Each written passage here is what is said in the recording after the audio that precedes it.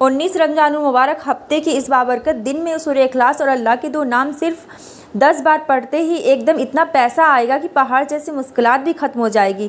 بسم اللہ الرحمن الرحیم۔ آج ماہ رمضان کے اس بابرکت دن میں رب کعبہ کے یہ 2 نام بتائے گئے طریقے سے صرف 10 بار پڑھ لیجئے۔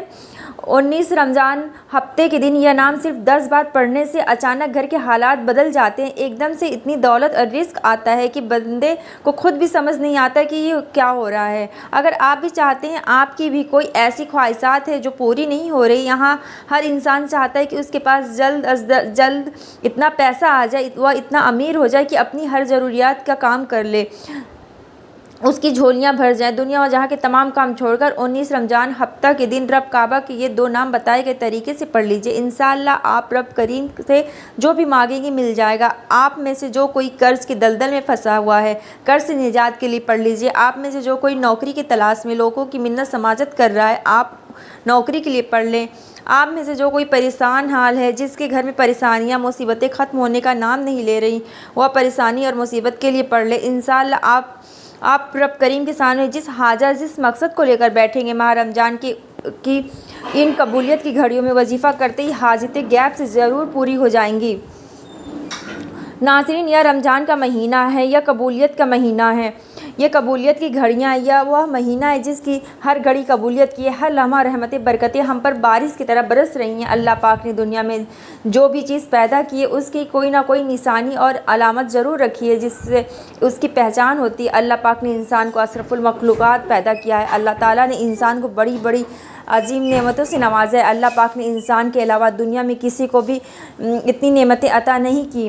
ہم اللہ پاک کے اشرف المخلوقات ہونے کے ناطے نیک کام کرتے ہیں تو کبھی کبھی ہمارے ذہن میں یہ سوال بھی پیدا ہوتا ہے کہ ہم اللہ کی عبادت تو کرتے ہیں، صدقہ اور خیرات بھی کرتے ہیں، روزے بھی رکھتے ہیں، عمرہ اور حج بھی کرتے ہیں، لیکن اللہ پاک ہم سے راضی ہوا ہے یا نہیں؟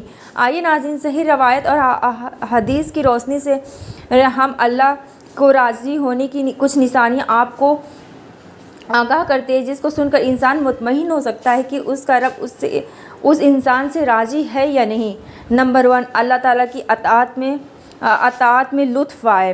اللہ پاک نے ارشاد فرمایا، جب تم یہ پاؤ کہ میں اپنے بندوں کو اپنی اطاعت و بندگی کے لیے آمادہ کر رہا ہوں اور اس کو گناہوں سے دور کر رہا ہوں، تو یہی میری اس سے خوش اور راضی ہونے کی نشانی ہے۔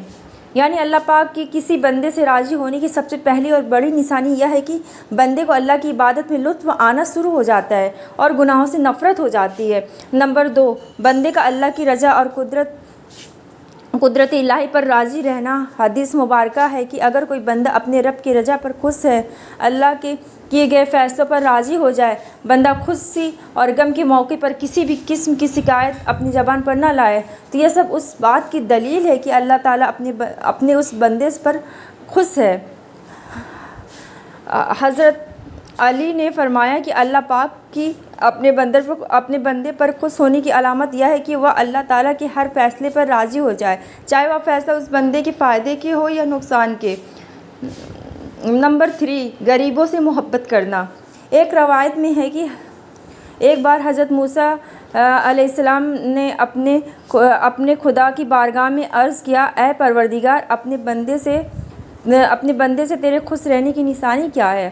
اللہ پاک نے حضرت موسیٰ علیہ السلام پر وحی نازل فرمائی، اے موسیٰ، جب تم اپنے دل میں مساکین اور غریبوں کی محبت کرو اور ظلم سے نفرت کو محسوس کرو تو سمجھ لینا کہ ہم راضی ہیں۔ نمبر 4، اللہ کی خوشی پیاری یا بندوں کی۔ اس دنیا میں اللہ کی خوشی پیاری یا بندوں کی، اس دنیا میں ایسے لوگ اپنے آپ کو پکا اور سچا مومن مانتے ہیں جو زندگی میں لوگوں کی رضا کو اپنے رب کی خوشی اور رضا پر ترجیح دیتے ہیں۔ ایسے لوگوں کی یہ بات ذہن نشین کر لینی چاہیے کہ اپنے آپ پر غرور کرنا کہ میں سچا اور پکا مومن ہوں، یہ بات ان کے ایمان کو کمزور کر دیتی ہے۔ اللہ پاک بھی ایسے بندے پر ناراض ہو جاتا ہے، جس کی وجہ یہ ہے بندہ اپنے رب کی رحمتوں سے دور ہو جاتا ہے۔ انسان کے نقطہ پر توجہ دلانے کے لیے بے شمار روایت ہیں۔ حضرت امام صادق سے اس معاملے میں بہترین روایت کچھ اس طرح سے ہیں، ترجمہ ہے، تم کسی کو خوش کرنے کی خاطر اپنے رب کی غضب کو مستعل نہ کر دینا اور اس سے دوری اختیار کر کے تم کسی کی قربت تلاش کرنے کی کوشش مت کرنا، اس کے بارے میں خود حضرت محمد صلی اللہ علیہ وسلم نے فرمایا، جو اپنے رب کو راضی کر کے دنیا دار کی خوشی کا طلبگار ہو تو رب کائنات اسی دنیا کو اس پر مسلط کر دیتا ہے۔ وقت کی نزاکت کو مد نظر رکھتے ہوئے آئیے آج کے اس عمل کی طرف چلتے ہیں۔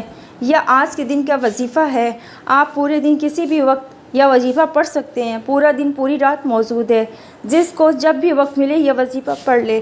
میں یہ کہوں گی کہ یہ وظیفہ آج ہی نہیں، آپ رمضان میں کبھی بھی کسی بھی دن کر سکتے ہیں۔ اور ایسے اور بہت سے اعمال آپ کے حوالے ہم سب بہت سے اعمال ایسے کریں جو اللہ تعالیٰ ہمارے اعمال کو قبول کرے، اور ہم لوگوں کو ایک دوسرے کے ساتھ اچھے اخلاق کے ساتھ پیش آنا چاہیے، کیونکہ اگر ہمارا اخلاق اچھا ہوگا تو اللہ تعالیٰ ہم لوگ کا نامہ اعمال ہم لوگ کے دائیں ہاتھ میں دے گا۔ آئیے وظیفے کی طرف چلتے ہیں۔ سب سے پہلے ہم لوگ کو کوئی بھی وظیفہ کبھی بھی کوئی دعا بھی مانگنی چاہیے تو آگے پیچھے ہم لوگ کو درود شریف پڑھنا چاہیے، اور درود شریف آگے پیچھے 3 7 یا 11 بار لگا لے تو زیادہ بہتر ہوتا ہے۔ اور جو درود شریف آپ کو یاد ہو وہ درود شریف آپ پڑھ سکتے ہیں۔ درود ابراہیمی پڑھے تو زیادہ بہتر ہے۔ درود شریف پڑھنے کے ساتھ ہی فوری طور پر آپ نے اپنے مقصد کی نیت کرنی ہے، اور اپنا نیا گھر چاہتے ہیں، اپنی گاڑی چاہتے ہیں، اپنی رزق اپنی دولت کے خزانے چاہتے ہیں، میاں بیوی میں محبت کی کمی ہے، آپ کا کاروباری مسائل ہے اس کا حل چاہتے ہیں، آپ کی جو بھی حاجت ہے، جو بھی مقصد ہے، جو بھی خواہش ہے، آپ اپنے تمام مقصد کی نیت کر لیں۔ اپنے مقصد کی نیت کے ساتھ ہی آپ فوری طور پر بسم اللہ کے ساتھ اور وضو کے ساتھ آپ یہ وظیفہ کوئی بھی وظیفہ آپ بسم اللہ سے اسٹارٹ کیا کیجیے اور وضو کے ساتھ کیا کیجیے۔ اور سب سے پہلے آپ 5 وقت کی نماز اسٹارٹ کر دیں۔ جب بھی کوئی نماز اسٹارٹ کرنے کے بعد اگر کوئی دعا مانگے یا کوئی بھی عمل کریں گے تو زیادہ قبول ہوتا ہے۔ اور آپ رب کی بارگاہ میں آپ ایسا محسوس کریں کہ میں رب کی بارگاہ میں ہوں۔ آپ نے جو وظیفہ پڑھنا ہے پوری توجہ اور دھیان کے ساتھ پڑھنا ہے، اور اللہ تعالیٰ کے 2 ناموں کو پڑھنا ہے۔ آپ نے یا وہاب و یا رزاق کو پڑھنا ہے، یا وہاب و یا رزاق کو ملا کر پڑھا تو ایک بار ہوا، یا وہاب و یا رزاق کو، یا وہاب و یا رزاق کو، یا وہاب و یا رزاق کو، یہ یا وہاب و یا رزاق کو پڑھا تو 1 ہوا، یا وہاب و یا رزاق کو پڑھا تو 2 ہوا۔ اسی طرح آپ نے میں دھیان سے توکل اور یقین کے ساتھ 10 بار انگلیوں پر گن کر آپ کو یا وہاب اور یا رزاق کو پڑھنا ہے۔ جب آپ کی زبان سے نکل رہا ہو آپ روتے ہوئے، تڑپتے ہوئے، سسکتے ہوئے رب کریم سے مانگتے چلے جائیں، یا وہاب یا رزاق، یا وہاب یا رزاق۔ آپ ایسا محسوس کریں کہ آپ آدھی رات میں ایسی جگہ پہ پھنسی ہوئی ہے، سمجھیے کہ ایک ندی میں آپ بیچوں بیچ پھنسی ہوئی ہیں، آدھی رات میں آپ نکل نہیں پا رہے، اور آپ کو اس وقت آپ اللہ کو کیسے پکاریں گے۔ ایک اس طرح کا آپ تصور بنا لیں کہ اس وقت آپ کے پاس کوئی نہیں، آپ مدد لیں گے تو کس سے لیں گے؟ اللہ سے لیں گے نا، ڈائریکٹ آپ اللہ کو کہیں گے۔ آپ سوچیں اس وقت فیلنگ آپ کی کیا ہوگی۔ سیم اگر آپ اس طرح کی فیلنگ لا کے اللہ سے مانگیں گے، اللہ سے کوئی بھی دعا مانگیں گے، اللہ سے کہیں گے، اللہ قبول کرے گا، کیونکہ اللہ ہماری تڑپ دیکھتا ہے، اللہ ہماری لگن دیکھتا ہے، اللہ ہمارا جذبہ دیکھتا ہے۔ ہم کہتے ہیں ہماری دعائیں نہیں قبول ہوتی، ہم کہتے ہیں ہمارا وظیفہ قبول نہیں ہوتا۔ ایسے نہیں یا اللہ یا رزاق یا کوئی بھی دعا، کوئی بھی وظیفہ اس طرح سے سٹ پٹ پڑھ لیا تو اس طرح سے نہ پڑھے تو بہتر ہے۔ کوئی بھی چیز یقین سے، توکل سے، جذبے سے، لگن سے پڑھنا ہے، کیونکہ اللہ ہماری تڑپ دیکھتا ہے۔ سوری میں بیچ میں بات کاٹ دی۔ وظیفہ آپ کو درود شریف کے پہلے پڑھنا ہے، اس کے بعد آپ کو 10 بار یا وہاب یا رزاق یا وہاب یا رزاق پڑھنا ہے، اور جو بھی مانگنا ہے، جتنا بھی مانگنا ہے، جیسے مانگنا ہے، رب کے سامنے جھولیاں پھیلا کے مانگو آپ، اور اللہ دینے والا ہے۔ کیونکہ رب کی جب دینے پر آتی ہے نا تو شکلیں نہیں دیکھتی، امیر غریب نہیں دیکھتی، وہ اس کا لگن اور تڑپ دیکھتے ہیں، اس کا توکل دیکھتا ہے اللہ، اور اسے چھپڑ پھاڑ کر دیتا ہے۔ ہمیں مانگنے کا طریقہ نہیں آتا۔ آج تو پھر رمضان کا مہینہ، آج پھر قبولیت کی گھڑی ہے، تو کیوں نہ آج خاص قبولیت کے وقت اللہ تعالیٰ کے 2 نام یا وہاب یا رزاق کو پڑھ لیا جائے۔ جلد بازی نہیں کرنی، جتنی توجہ سے پڑھیں گے، جتنی آنکھوں میں آنسو لے کر پڑھیں گے، جس پر برا وقت ہوتا ہے، جو پریشانی ہوتا ہے، آنکھوں میں آنسو بھی آ جاتے ہیں، اور اسے مانگنے کا طریقہ خود بخود آ جاتا ہے۔ آپ نے صرف 10 بار یا وہاب یا رزاق کو پڑھ کر رب کریم سے مانگنا ہے۔ इंशाअल्लाह मेरा रब बेहतर नहीं बेहतरीन से नवाजेगा, मुँह से निकली हर बात पूरी हो जाएगी। 10 बार या वहाबो या रज्जाको पढ़ने के बाद दूसरे नंबर पे जो वजीफ़ा पढ़ना है आपने, वह सूरह इखलास पढ़ना है। और आपको भी पता है सूरह इखलास का कितना बड़ा मर्तबा है, कितना सूरह इखलास ये है हदीस की अगर कोई इंसान 3 बार सूरह इखलास पढ़ लेता है ना तो एक कुरान शरीफ ख़त्म करने के बराबर सवाब मिलता है। सूरह इखलास एक बार पढ़ने से 1/3 मतलब 10-12 कुरान पढ़ने का सवाब मिलता है। और आपने सिर्फ 3 बार सूरह इखलास पढ़नी है। सूरह इखलास रब की अल्लाह ताला की तारीफ़ है। और जब रमज़ान मुबारक के महीने में ख़ास कबूलियत की घड़ी में आप सूरह इखलास को पढ़ेंगे ना, फिर मांगने वाले को मांगना नहीं पड़ता, चलकर आपके पास खुद आ जाता है। जो आपकी ख्वाहिशात मकसद होते खुद ब खुद वो पूरा होने लगता है। अल्लाह ताला गैब से आपकी मदद करते हैं। 3 बार सूरह इखलास पढ़ती है। आखिर में तीसरे नंबर पर आपको पढ़ना है अस्तगफिरुल्लाह अस्तगफिरुल्लाह अस्तगफिरुल्लाह 11 बार पढ़ना है। बेहतर है कि आप एक तस्बीह पढ़ लें और डेली इस्तगफार की तस्बीह पढ़ा करें आपको। लेकिन यहाँ 3 बार सूरह इखलास के बाद 11 बार अस्तगफिरुल्लाह पढ़ना है। अस्तगफिरुल्लाह का मानी होता है या अल्लाह मुझे बख्श दे, या अल्लाह मुझे बख्श दे। और अस्तगफिरुल्लाह इतनी पावरफुल, इतना मुजर्रब है कि इसका हमारा दीन में भी फ़ायदा है, दुनिया में भी फ़ायदा है। ये हमारा दीन भी बनाती है, दुनिया भी बनाती है, दुनिया की हर मसाइल ख़त्म कर देती है। अगर हम अस्तगफिरुल्लाह डेली बेसिस पे पढ़े ना रेगुलर, तो जो हम अभी सोचते हैं ना वो मेरे सामने होने लगता है। इतना पावरफुल अस्तगफिरुल्लाह, हर मसले दूर हो जाते हैं। अस्तगफिरुल्लाह अस्तगफिरुल्लाह आप बस इतना भी पढ़ लिया, अस्तगफिरुल्लाह रब्बी मिन कुल्ली ज़न्बी व अतूबु इलैह, जो भी आपको पढ़ने का मन करता है आप चलते फिरते उठते बैठते दिल में पढ़े अस्तगफिरुल्लाह अस्तगफिरुल्लाह अस्तगफिरुल्लाह अस्तगफिरुल्लाह, ऐसे भी पढ़ सकते हैं। अस्तगफिरुल्लाह के बारे में मैं किसी और वीडियो में बताऊंगी इंशाअल्लाह। तो आपको यहाँ अस्तगफिरुल्लाह अस्तगफिरुल्लाह पढ़ना है। और